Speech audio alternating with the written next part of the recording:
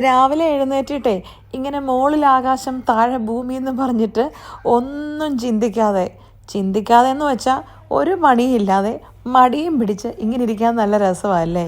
ഇത് കണ്ടപ്പോഴാണ് ഞാനൊരു കാര്യം ഓർത്ത് കേട്ടോ. ഇത് ഞങ്ങളുടെ ചെറുപ്പത്തിലെ ഫോട്ടോയാണ്. ജസ്റ്റ് +2-നും ഞാൻ സ്കൂളിൽ ഞങ്ങൾ 2 സ്കൂളിൽ പഠിക്കുമ്പോഴത്തെ ഫോട്ടോയാണ് അത്. എങ്ങനെയുണ്ട്, കൊള്ളാവോ? ഒത്തിരി ക്ലോസപ്പിൽ കാണിച്ചാൽ ചിലപ്പോൾ നിങ്ങൾ പേടിക്കും, അതുകൊണ്ട് അധികം ക്ലോസപ്പിൽ കാണിക്കാഞ്ഞത്. എനിക്ക് രാവിലെ എഴുന്നേറ്റിട്ട് എല്ലാ ദിവസവും ഒന്നുമില്ല, ശരിക്കും പറഞ്ഞാൽ ഈ അലാം സെറ്റ് ചെയ്യാതെ കിടന്നുറങ്ങുന്ന ആഴ്ചയിലെ ഏക ദിവസം എന്നാന്ന് വെച്ചാൽ സാറ്റർഡേയാണ്. ബാക്കി എല്ലാ ദിവസവും അലാം സെറ്റ് ചെയ്യണം.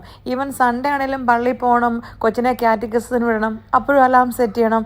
പിന്നെ ഈ സാറ്റർഡേ എന്ന് പറഞ്ഞാലേ എല്ലാ സാറ്റർഡേ ഒന്നും അവധി കിട്ടത്തില്ലെന്നേ, വല്ലപ്പോഴും വീണ് കിട്ടുന്ന ഒരു സാറ്റർഡേയാണ്. അപ്പം ഞാനങ്ങ് അർമാദിക്കും, ഇഷ്ടം പോലെ കിടന്നുറങ്ങി തോന്നുമ്പോഴാണ് എഴുന്നേക്കുന്നേ. എന്നിട്ട് എഴുന്നേറ്റിട്ട് ഇങ്ങനെ വായി നോക്കി കിടക്കാൻ നല്ല സുഖമല്ലേ.